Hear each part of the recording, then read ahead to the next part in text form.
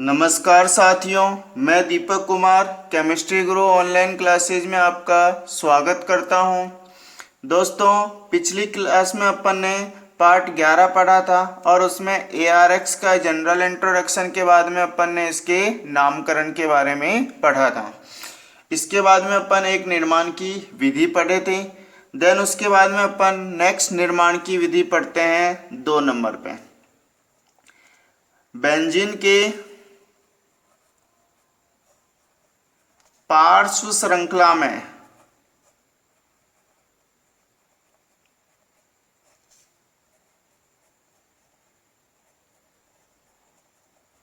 हैलोजनीकरण।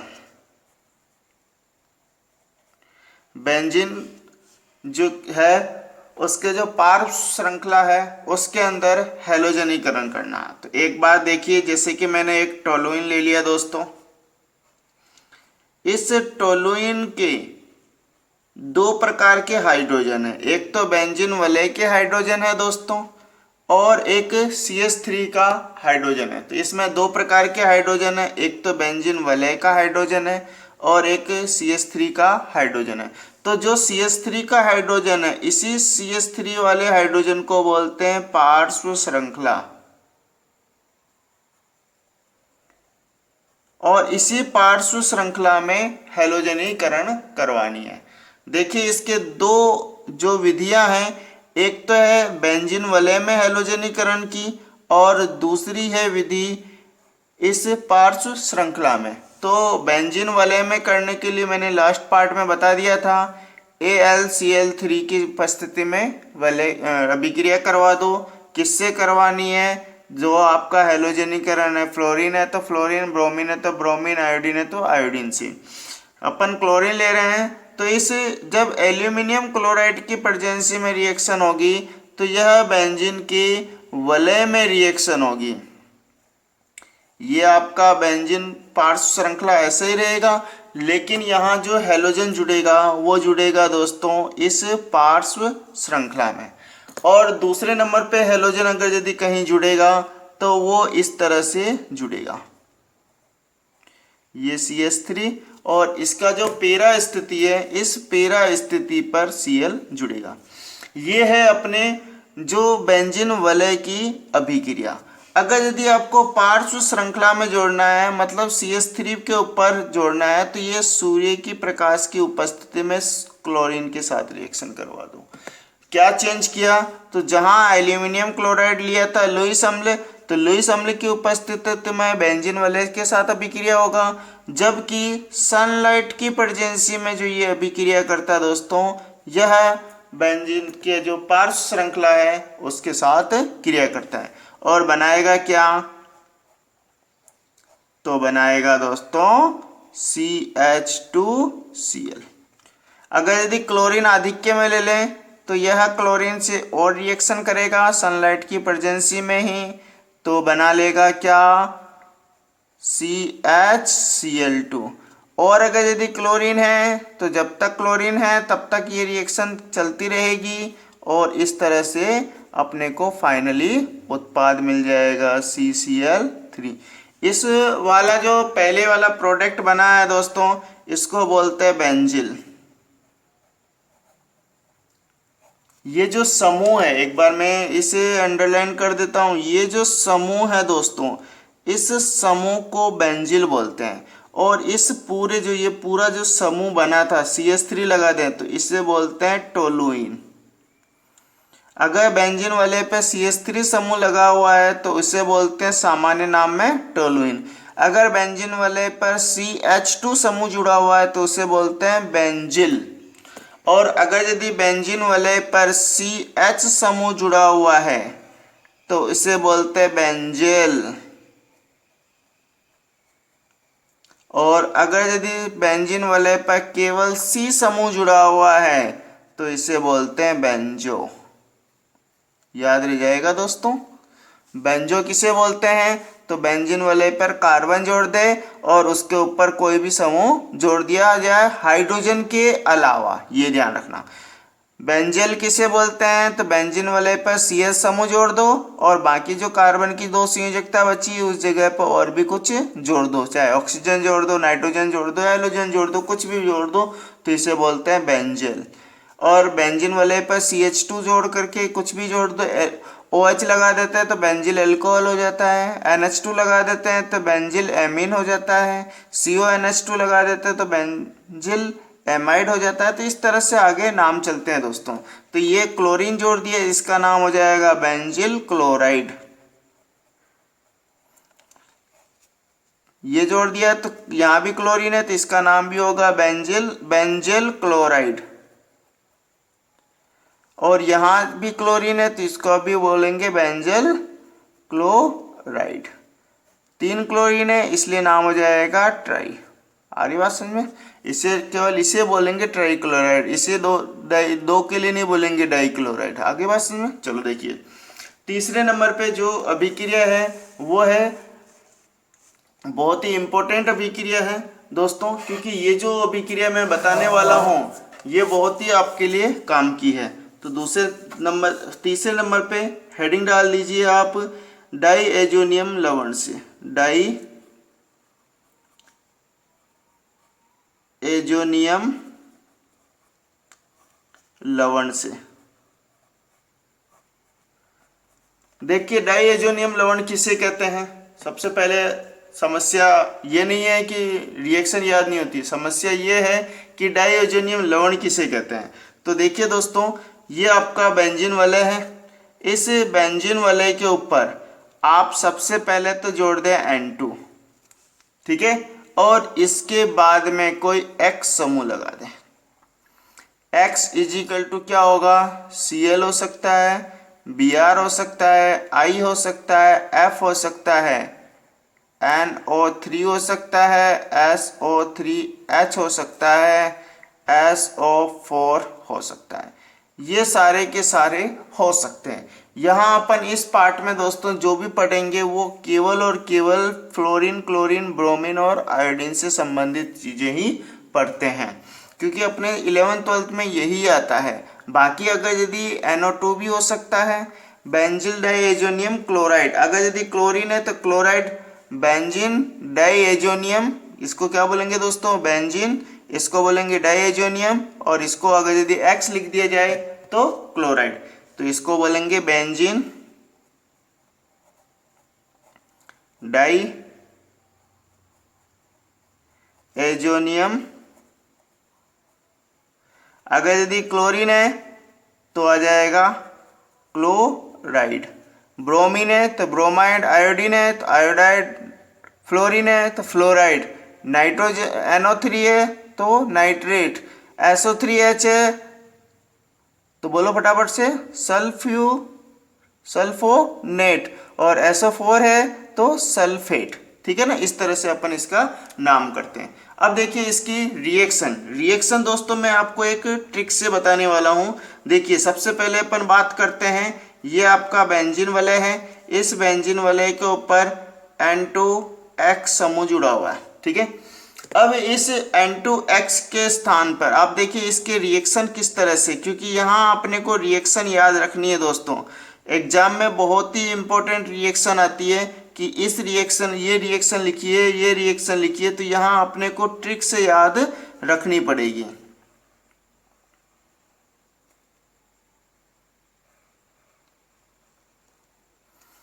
मैंने 5 रिएक्शन लिखी है।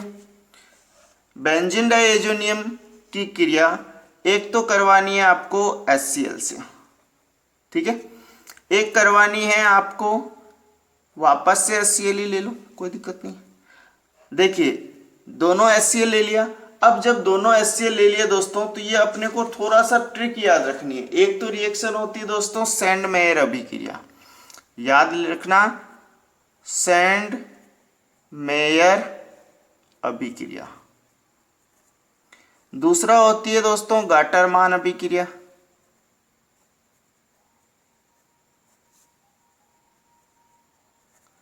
तीसरी होती है बाल्सीमान अभिक्रिया।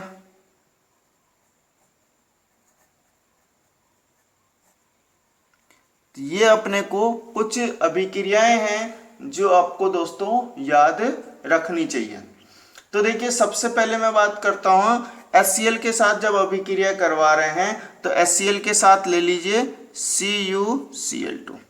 जब आप CuCl2 ले लेते हैं, Cu2Cl2 ले लेते हैं, तो ये जो आपने लिया है दोस्तों, ये X को तो हटा दीजिए और इसके साथ स्थान पर X को हटा दीजिए, NO2 को हटा दीजिए। देखो क्या क्या लिख रहा हूं मैं, ये N2 है, इस N2 के स्थान पे तो आप N2 को N2 ही लिख दीजिए।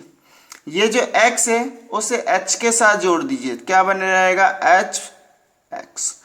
अभी मैंने बता दिया X की जगह क्या आ सकता है, फ्लोरीन, क्लोरीन, ब्रोमीन, आयोडीन किसी हो सकता है, NO3 हो सकता है, SO3H हो सकता है और SO4 हो सकता है।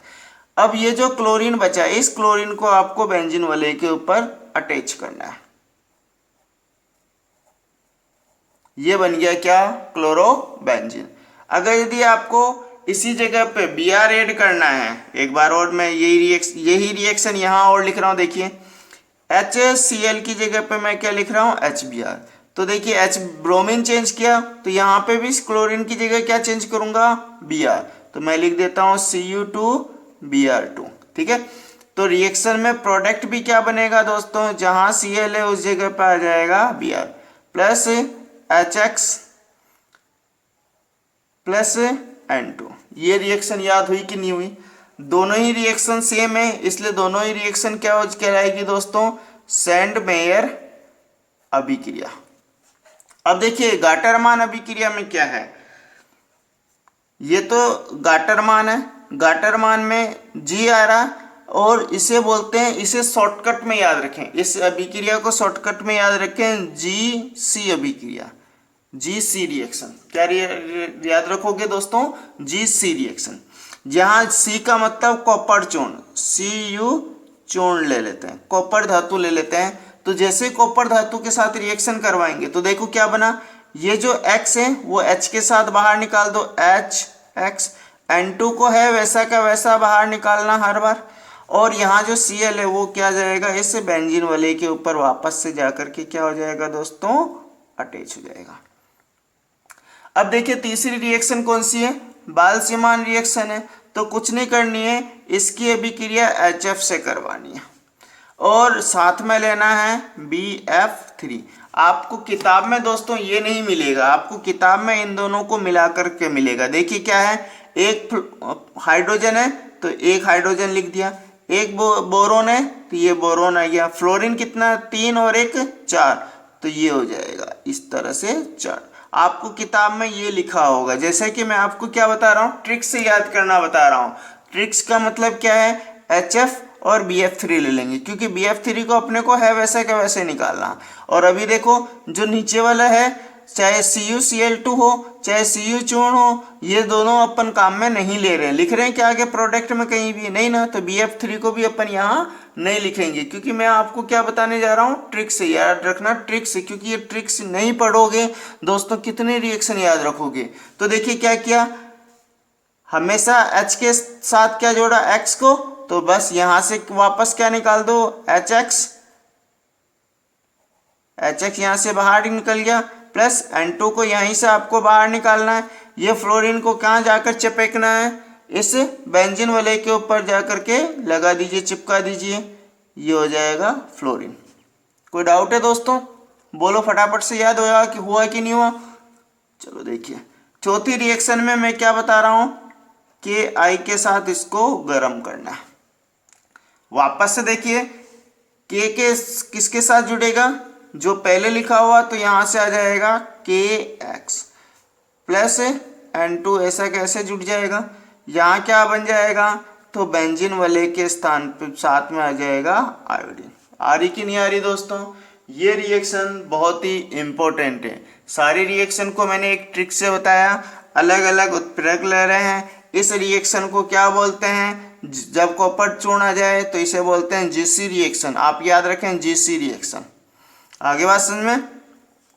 अब नेक्स्ट है, ये जो रिएक्शन हो गई है तो इसमें एक और क्वेश्चन आता है दोस्तों, ये डाइएजोनियम लवण बना कैसे। तो इस रिएक्शन के बारे में भी एक बार मैं डिस्कस करना चाहूँगा। इसे बोलते हैं डाई एजोटीकरण रिएक्शन, डाई एजोटीकरण अभिक्रिया। इस अभिक्रिया का नाम है डाई एजोटीकरण अभिक्रिया। और ये दोस्तों बहुत ही इंपॉर्टेंट है। कई किताबों में डाई एजोटीकरण के स्थान पे और भी कुछ मिल सकता है, लेकिन आपको मैं जो बता रहा हूँ वो रिएक्शन याद रखें। देखो कैसे रिएक्शन होती है। सबसे पहले अपन एनिलीन लेते हैं, बेंजीन वाले के ऊपर NH2 जोड़ दो तो इसे बोलते हैं एनिलीन। एनिलीन की अभिक्रिया NaNO2 प्लस HCl से करवाते हैं।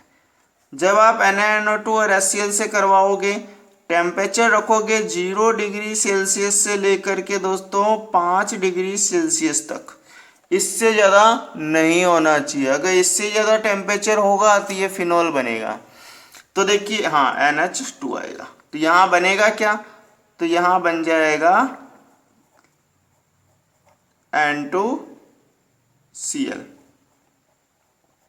Cl क्यों आया?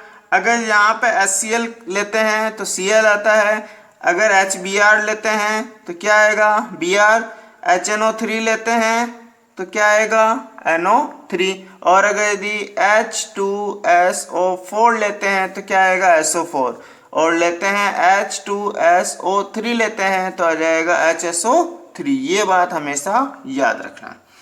अब इसमें भी एक बहुत ही दिक्कत वाली बात आती है दोस्तों कई बार कि याद कैसे रखें। तो याद तो आपको ये टेम्परेचर याद रखनी ही पड़ेगी।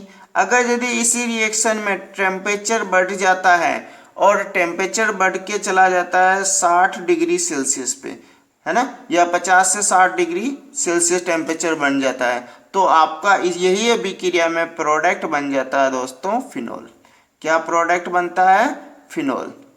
और अगर यदि टेम्परेचर 0 से 5 डिग्री की सेल्सियस के बीच में रखते हैं तो इसको बोलते हैं डाई एजोनियम लवण, डाई एजोनियम लवण। ये आपको याद रखनी है। चलो दोस्तों नेक्स्ट अपन अभिक्रिया की ओर चलते हैं। डायजोनियम लवण से अपन ने बना ली है तीसरी अभिक्रिया की ओर।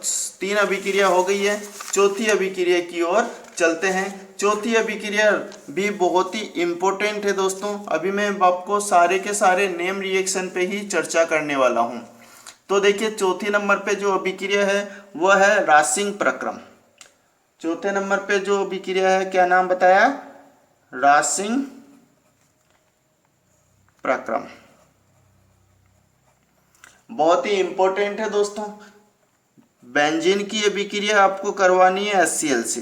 बेंजीन की बेंजीन है, इसकी अभिक्रिया करवानी है HCl से। किसकी उपस्थिति में? तो ऑक्सीजन की उपस्थिति में।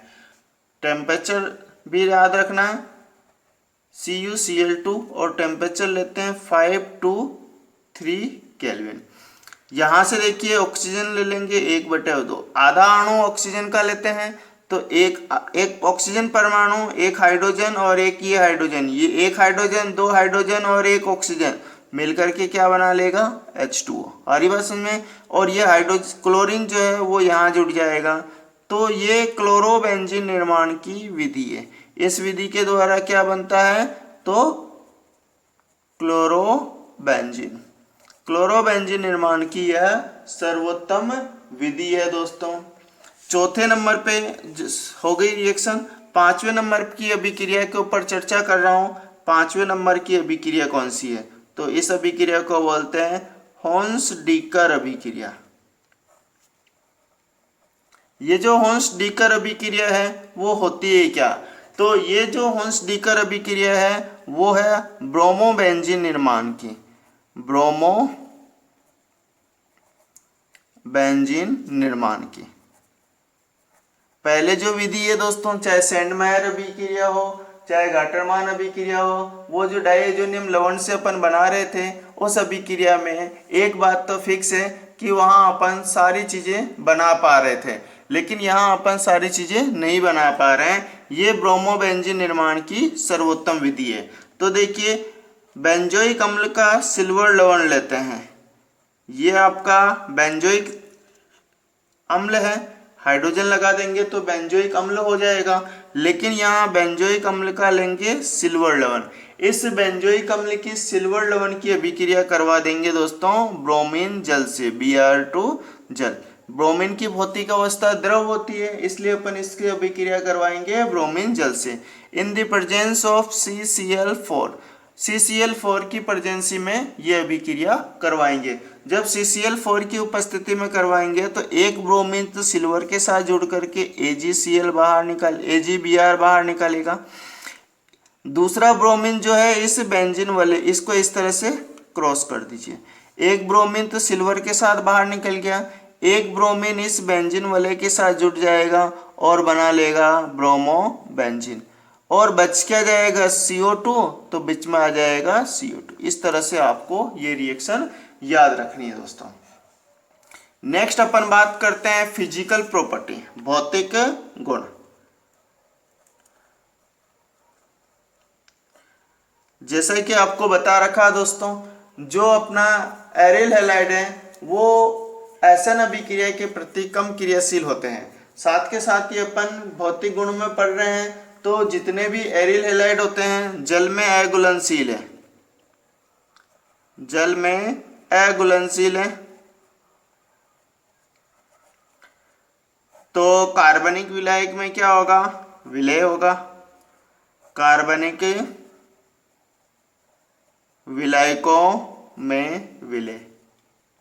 अब ये कार्बनिक विलायकों में विलय है, तो नेक्स्ट जो पार्ट बात करते हैं, तो ये इनका जो घनत्व है जल से अधिक होता है, इनका घनत्व जल से अधिक होता है।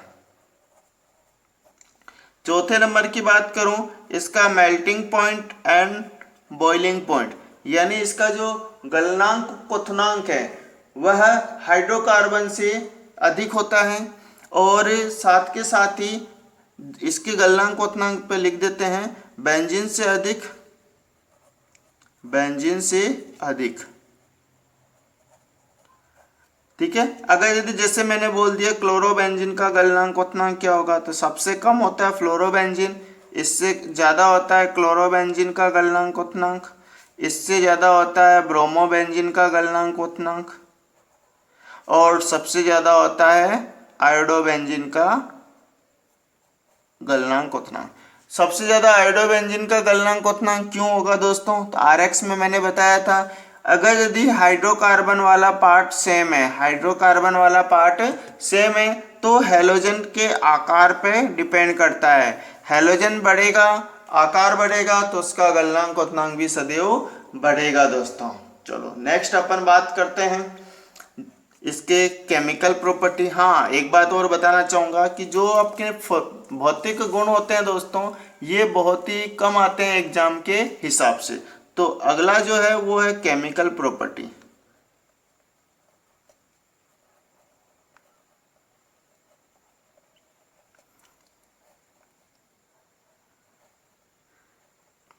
Chemical properties of ARX। तो इसमें अपन दोस्तों केमिकल प्रॉपर्टी कौन कौन सी पढ़ने वाले हैं, इनमें जो सबसे पहली केमिकल प्रॉपर्टी पढ़ते हैं वो पढ़ते हैं बेंजीन वलय की अभिक्रिया, बेंजीन वलय की अभिक्रिया। दूसरे नंबर पे जो पढ़ते हैं वो है धातु की अभिक्रिया, धातु से क्रिया, ये दोनों ही इंपॉर्टेंट है। तीसरे नंबर पे बात होती है अपचयन अभिक्रिया,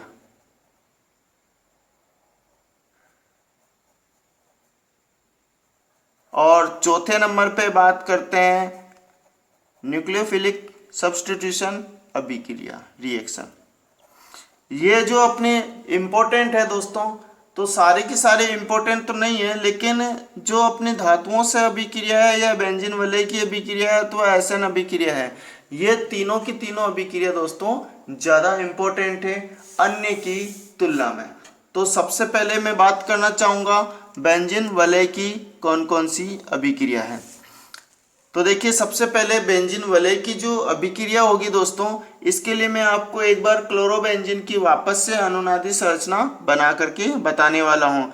ये आपका बेंजीन वलय है। इस बेंजीन वलय की एक बार आप अनुनादी संरचना देखिए, पूरी डिटेल से तो मैंने पिछली क्लास में बता रखी है।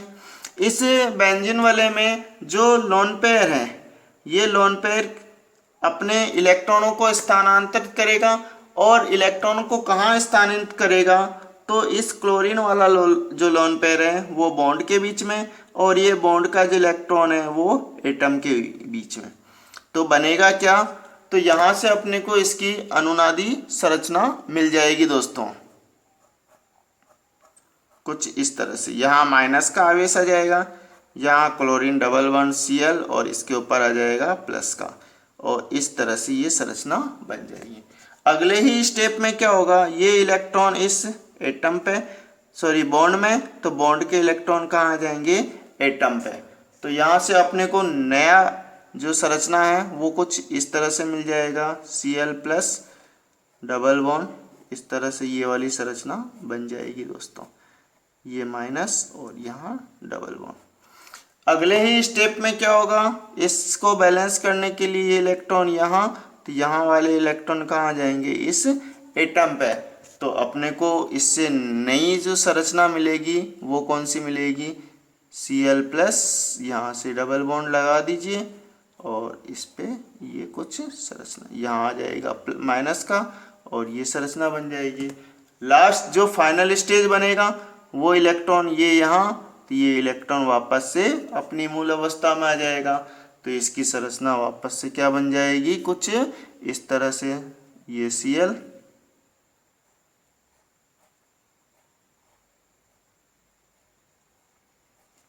जो क्लोरीन के ऊपर लोन पेयर है ये वापस से इसी तरह से आ जाएगा। अब देखिए दोस्तों, यहाँ मैं आपसे बहुत ही इंपॉर्टेंट चीज बताने वाला हूँ। पहली क्या, कि जो ऑर्थो स्थितियां हैं उस जगह पे कौन सी आवेश दिख रहे हैं आपको, ऑर्थो पैरा ऑर्थो। तो ऑर्थो पैरा स्थिति पर आपको क्या आ रहे हैं, ऋणावेश। इस ऋणावेश के कारण से ऋणावेश को आकर्षित कौन करेगा, तो ऋणावेश आकर्षित होगा कोई ना कोई नाभिक से, नाभिक से। तो नाभिक से ही कहाँ आकर के जुड़ेगा दोस्तों, या तो ऑर्थो स्थिति पे जुड़ेगा या फिर जुड़ेगा पैरा स्थिति पे। याद रह जाएगा, या तो ऑर्थो स्थिति पे जुड़ेगा या पैरा स्थिति पे। अगर मैं आपसे पूछूं नाभिक से नहीं क्लोरोबेंजीन में ऑर्थो पैरा स्थिति पर ही क्यों जुड़ता है, तो आपका आंसर क्या होगा कि जो क्लोरोबेंजीन की अनुनादी संरचना है उसके ऑर्थो और पैरा स्थिति पर ऋणावेश होते हैं और नाभिक स्नेह उससे आकर्षित होते हैं। तो अनुनाद के कारण से ऑर्थो पैरा स्थिति नाभिक स्नेह अभिक्रिया के प्रति सक्रिय हो जाते हैं। इसीलिए क्लोरोबेंजीन को सक्रियणकारी समूह कहते हैं। क्लोरोबेंजीन में क्लोरीन को सक्रियणकारी समूह कहते हैं। ऐसे समूह जो ऑर्थो पैरा स्थिति पर, जो ऑर्थो और पैरा स्थिति पर ऋणावेश उत्पन्न करते हैं उन्हें सक्रियणकारी समूह कहते हैं। तो ये थी क्लोरोबेंजीन की अनुनादी संरचना। अब अपन बात करते हैं इसके नेक्स्ट जो अभिक्रिया है इसी से संबंधित, उसी के ऊपर चर्चा करने वाले हैं। तो देखिए क्लोरोबेंजीन की अन्य जो प्रथम अभिक्रिया है बेंजीन वलय की, तो अगला हेडिंग डाल दीजिए आप, बेंजीन वलय की अभिक्रिया। बेंजीन वलय की अभिक्रिया। बेंजीन वलय में जो अभिक्रिया है उसमें पहली अभिक्रिया है नाइट्रीकरण।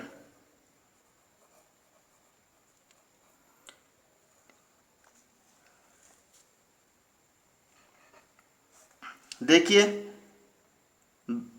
बेंजीन क्लोरोबेंजीन की अभिक्रिया, ये आपका क्लोरोबेंजीन है। इस क्लोरोबेंजीन की अभिक्रिया करवानी है HNO3 से। किसकी प्रेजेंसी में, तो करवानी है H2SO4 की प्रेजेंसी में। जब आप H2SO4 की प्रेजेंसी में HNO3 की रिएक्शन करवाएंगे तो यहाँ से निकलेगा NO2 जुड़ जाएगा ऑर्थो स्थिति पर या पैरा स्थिति पर। तो ये आप स्थितियां याद रखनी है। अभी मैंने इसकी अनुनादी संरचना बनाई है। अनुनादी संरचना के अकॉर्डिंग या तो जो आपका NO2 है वो या तो ऑर्थो स्थिति पर जुड़ेगा अथवा NO2 जो है वो पैरा स्थिति पर जुड़ेगा। दोनों ही स्थिति पे ही जुड़ेगा, तीसरी स्थिति आपको नहीं जुड़ेगा।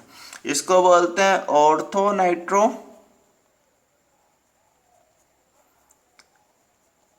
क्लोरोबेंजीन। और इसको क्या बोलेंगे, पैरा स्थिति पर है इसलिए इसका नाम हो जाएगा पैरा नाइट्रो क्लोरोबेंजीन। दूसरे नंबर की अभिक्रिया है क्लोरीनीकरण।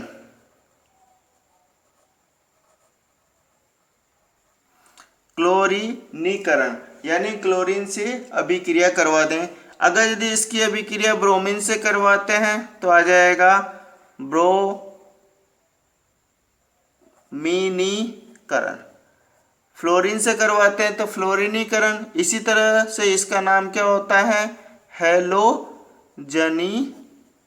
इसका नाम इस तरह से लिखते हैं दोस्तों। क्लोरीन है तो क्लोरीनीकरण, ब्रोमो है तो ब्रोमीनीकरण, फ्लोरीन है तो फ्लोरीनीकरण।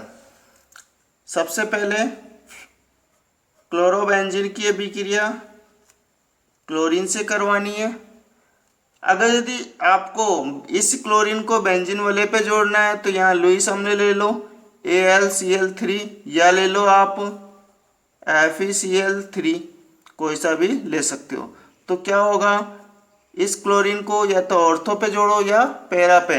तो एक प्रोडक्ट तो मेरे को बनाना है क्या है, ऑर्थो स्थिति से, और एक प्रोडक्ट मेरे को बनाना है क्या है, पैरा स्थिति से। ये बात याद रहेगी कि नहीं रहेगी, रहेगी ना। तो इसे बोलते हैं ortho dichloride, dichloride, ortho dichlorobenzene. Ortho क्यों बोला दोस्तों, एक ही बार क्यों आया। अगर यदि ये क्लोरीन है तो ये इसके ऑर्थो पे है, इसी तरह से ये क्लोरीन का ये ऑर्थो हुआ, तो ये दोनों एक दूसरे के क्या है, ऑर्थो पे। इसी तरह से इसका नाम भी पैरा होगा, इसका नाम भी पैरा होगा। तो ये इसके पैरा है और ये इसका पैरा है, दोनों एक दूसरे के पैरा स्थिति पे होने के कारण से इसका नाम क्या होगा, पैरा डाइक्लोरोबेंजीन। ये इस तरह से इसको लिखते हैं। तीसरे नंबर की अभिक्रिया की ओर बात करते हैं। जो तीसरे नंबर की अभिक्रिया है वो है सल्फोनीकरण। ये भी इंपॉर्टेंट अभिक्रिया है दोस्तों। सल्फोनीकरण अभिक्रिया के द्वारा अपने को सल्फोनिक अम्ल का निर्माण होता है। तो देखिए बेंजीन वाले क्लोरोबेंजीन की अभिक्रिया अपने को सीधा करना है सधूम्र H2SO4 से। सधूम्र H2SO4 से करवा दिए, या आपको किताब में H2S2O7 भी मिलेगा दोस्तों, ठीक है ना। तो आपको कुछ भी मिल जाए तो घबराने की जरूरत नहीं है, भाई सर क्या करें क्या ना करें, तो आप टेंशन ना लें। H2SO4 ले लें या H2S2O7 ले लें। और H2S2O7 को बोलते हैं ओलियम। जब मैं पी ब्लॉक पढ़ाता हूँ तो उस टाइम ये सारी चीज़ें बताता हूँ। चलो देखिए, इस H2S2O7 के दो पार्ट कर लीजिए दोस्तों। एक पार्ट कर लीजिए आप H2SO4 प्लस कर लीजिए SO3। इस तरह से आपको दिमाग में बिठानी है। एक तो है H2SO4 और एक है SO3। SO3 को तो आपको यहाँ जाकर के चिपकाना है दोस्तों। यहाँ एक बात और पहले से दिया जा चुका है आपको, हाइड्रोजन है और इस जगह पर भी क्या है, हाइड्रोजन है। तो ये हाइड्रोजन और SO3 मिलकर क्या बना लेंगे, क्या बनाएंगे, फटाफट बोल दो। हाँ बोलो फटाफट, मेरे लिखने से पहले बोल देना। क्या बनेगा, SO3 तो है ही है, और ये वाला हाइड्रोजन भी क्या होगा, इसी के साथ जुट जाएगा। पैरा स्थिति पर भी इसी को जोड़ दें।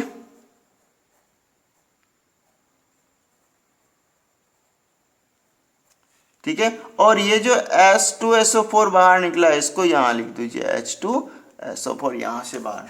इसको बोलते हैं दोस्तों ऑर्थोक्लोरो सल्फोनिक अम्ल। ऑर्थोक्लोरो बेंजीन सल्फोनिक अम्ल, बेंजीन सल्फोनिक अम्ल वरीयता क्रम में 2 नंबर पे आता है, 1 नंबर पे COOH आता है, दूसरे नंबर पे सल्फोनिक अम्ल आता है। चलो दोस्तों चौथे नंबर की अभिक्रिया की ओर चलते हैं। चौथी नंबर की जो अभिक्रिया है वो है फ्रीडेल क्राफ्ट अभिक्रिया, फ्रीडेल क्राफ्ट अभिक्रिया। फ्रीडेल क्राफ्ट अभिक्रिया दो है, एक का नाम है एल्किलीकरण और दूसरे का नाम है एसिटिलीकरण। तो सबसे पहले मैं लिख रहा हूं फ्रीडेल क्राफ्ट एल्किलीकरण। पहली अभिक्रिया कौन सी है? एल्किलीकरण, और दूसरी अभिक्रिया है एसिलीकरण।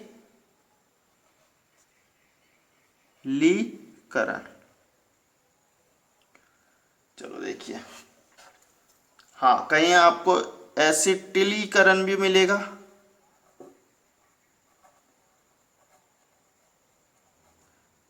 मैं बाद में आपको बताऊंगा अगले चैप्टर में जब अपन फिनॉल वाले में पढ़ेंगे एसिलीकरण और एसिटिलीकरण, क्योंकि एस्टर में ये बहुत ही इंपॉर्टेंट रिएक्शन आती है। चलो देखिए, चलो इसको काट ही देते हैं। एसिटिलीकरण, हाँ यहाँ एसिटिलीकरण ही आएगा। तो एल्किलीकरण में क्या होता है, R समूह जुड़ेगा और इसमें क्या जुड़ेगा, CH3CO समूह जुड़ेगा, ये याद रखना। दोनों रिएक्शन सेम है।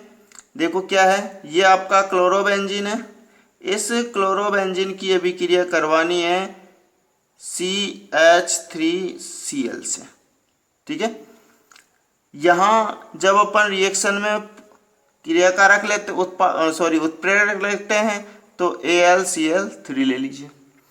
AlCl3 यहाँ से जुड़ करके बाहर निकलेगा, CH3 यहाँ जुड़ जाएगा। मिलेगा क्या अपने को, मिलेगा अपने को एक तो ऑर्थो प्रोडक्ट पे मिल जाएगा CH3, ये CH3 क्या होगा दोस्तों, ये CH3 यहाँ जा करके अटैच हो जाएगा। पैरा स्थिति पर भी यही समूह लेके आना है। जो भी चीज़ें बनानी है दोस्तों बेंजीन वाले में, और एक ऑर्थो से बनानी है और एक पैरा से बनानी है। ऑर्थो के कारण से इसका नाम हो गया दोस्तों ऑर्थोक्लोरो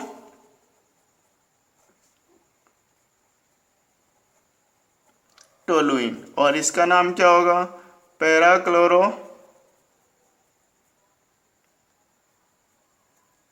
टोलुइन। चलो एसिटिलीकरण देखो दोस्तों, एसिटिलीकरण में क्या है, ये आपका क्लोरोबेंजीन है, इस क्लोरोबेंजीन की अभिक्रिया करवानी है CH3COCl से। किसकी प्रेजेंसी में, तो AlCl3 की प्रेजेंसी में ही करवानी है। यहाँ से Cl बाहर निकल जाएगा यहाँ वाले H के साथ, और यहाँ CH3CO इसके साथ जुड़ जाएगा। तो मेरे को मिल क्या जाएगा, ये Cl यहाँ। अब देखो कई बार आप लोग क्या गलती करते हैं, यहाँ जो है वैसा क्या वैसे लिख देते हैं। आप क्या लिखते हैं, CH3CO। ये दोस्तों गलत है, ये बिल्कुल गलत है। गलत क्यों है, तो देखिए कार्बन की संयोजकता 3 तो हाइड्रोजन से कंप्लीट है, एक CO से है 4 और एक बेंजीन वाले से भी अटैच है। तो इस तरह से जो 5 संयोजकता हो नहीं सकती। देखिए एक बार क्या है, ये आपने कर दिया, 1 हाइड्रोजन 2 हाइड्रोजन 3 हाइड्रोजन, यहाँ जोड़ दिया CO, और इस साइड में आपने जोड़ दिया बेंजीन वाले। अब इतनी सारी संयोजकता हो सकती है क्या कार्बन की, कभी भी 5 नहीं हो सकती ना, इसलिए ये वाला जो रूप है वो गलत है। आप लोग क्या करते हैं, यही रूप लिखते हैं कि यहाँ लिखा है CH3CO, तो ये CH3CO को इस तरह से जोड़ दिए। इस तरह से आपको कभी नहीं जोड़ना है। इसको जोड़ने का तरीका आपको याद रखना है कि ये जो Cl है, ये Cl किस तरफ से आया है, ये Cl CO की तरफ से हट रहा है ना, तो ये जो Cl CO की तरफ से हटेगा तो ये जुड़ेगा भी किधर से, CO की तरफ से जुड़ेगा। देखिए इसको मैं किस तरह से लिख रहा हूँ, ये इस तरह से जुड़ेगा दोस्तों। ये तो Cl है, ये यहाँ आ जाएगा CO CH3, ये जुड़ने का तरीका। आप ऊपर वाले तरीके से जोड़ दोगे वो गलत है। प्लस क्या कर दो, पैरा स्थिति को भी तो बनाना है, ये Cl और यहाँ CO CH3, ये पैरा स्थिति पे जोड़ दिया, और इस पैरा स्थिति पे जोड़ दिया है तो इसका नाम होता है दोस्तों ऑर्थोक्लोरो एसिटोफिनोन। इसका नाम होता है ऑर्थोक्लोरो एसिटोफिनोन। नॉल मत कर देना। आप लोग क्या करते हैं दोस्तों, हड़बड़ी में, जल्दबाजी में, इस नाम को गलत लिखते हैं। क्या लिखते हैं, मैं आपको एक बार गलती बता देता हूं। आप लिखते हैं ऑर्थोक्लोरो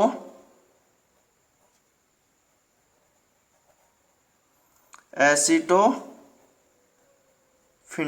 क्योंकि आपको फिनोल नाम बहुत अच्छे से याद रहता है, जबकि वो फिनोल ही गलत है। ये फिनोल वर्ड ही गलत है। नाम क्या होगा, एसिटोफिनोन। एक बार वापस देखिए, फिनोन, कीटोन वाला, ये नाम सही है, ये नाम सही है, ये नाम गलत है।